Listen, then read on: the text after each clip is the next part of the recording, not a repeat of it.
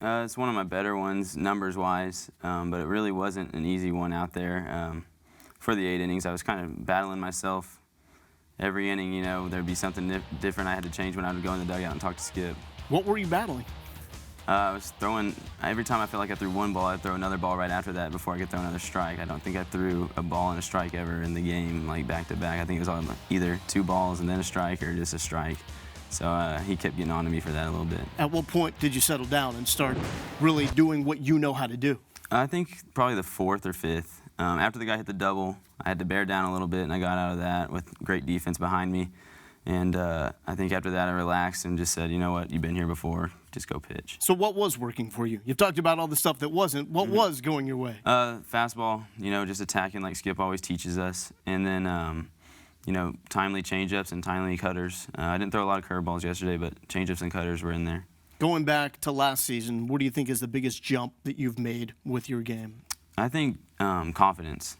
I think last year at the end of the year I was getting more and more confident, and I think that kind of with my routine that Skip helped me get, he tries to get all the pitchers in a routine. I think that builds confidence, and I think that's the biggest difference for me this year. When you're on the mound, how does confidence work? When do you feel that the most? I think every pitch, you have to know you're prepared for that outing. All the hard work and preparation that you do before your start is really where the hard stuff is, and then you get to go show your craft, and I think that's where the confidence comes in. Well, you had a performance that really raised confidence at the very beginning of the season. Also, 8 innings pitched, no runs allowed in a win against Cal, and then you moved to closer. What happened there? It was different. I haven't come out of the bullpen since my freshman year. Whenever they asked me to do it, and I kind of, talked to them about it before they even asked me.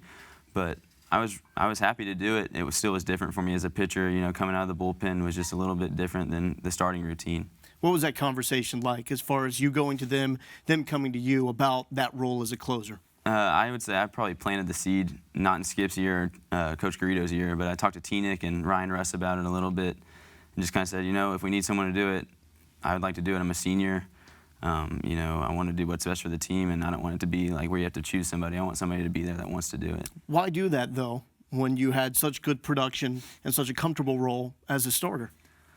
Just because I want to win. I want Texas baseball to get back to where it should be, and I want this team, who's full of great teammates, to get back out there and be a winning team. And you essentially said that when you decided to come back for your senior year. You said you owed it to the school and to the former players to get this program going in the right direction. How do you describe the direction this program is going right now?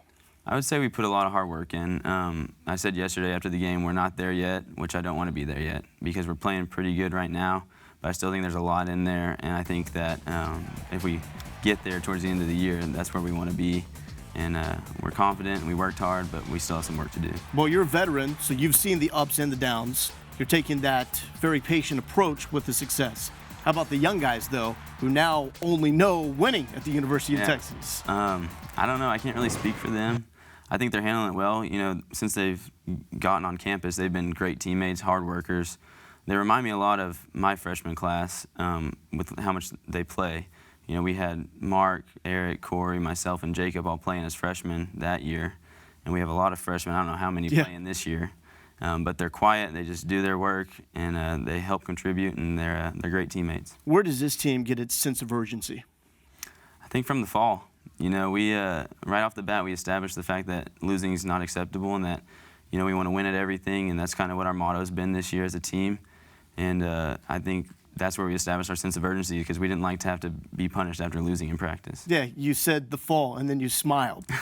Why are you smiling when you look back at the fall? It was a lot of hard work. It wasn't all baseball. It was probably less baseball than someone would expect, but looking back, it's fun to look at and know that we made it through it, and to see it paying off right now. What was the most challenging aspect of that fall and the non-traditional stuff that you went through? I would just say the variety of workouts they put us through. Every day would be something different that you'd never expect to do. What was the most difficult? Skip's wall jumps, for sure. What do you do? What's a wall jump? You get up against the 10-foot walls that we have, and you have to squat down and jump as high as you can. Multiple times over and over again. You have to hold it in a squat position until he says up, and we don't do just 5 or 10. We do quite a bit of them. Yeah, so you were feeling it, to say the least. Feel the burn. Well, it seems like this team is feeling it in the right way. You go back to Game 1 against Baylor, and it looks like you're one strike away from ending that game with a loss. But then again, if you know this team and know what Mark Payton can do, you're saying you're just one pitch, one swing away from winning that game, and you do win it with the Mark Payton walk-off. What was it like to watch that moment from the dugout?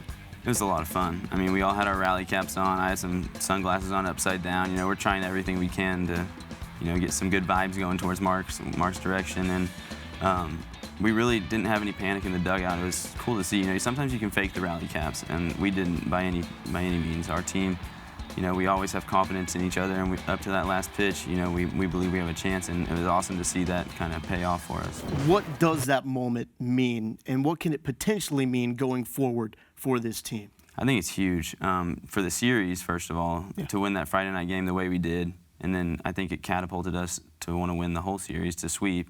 And it would have been easy if we would have lost that game to kind of have a letdown, and, you know, who knows what would have happened. But moving forward for the rest of the year, you know, we know that we can overcome, you know, was it 3 runs? Two runs in the 9th inning. Moving forward, you know, we feel pretty confident about what we can do.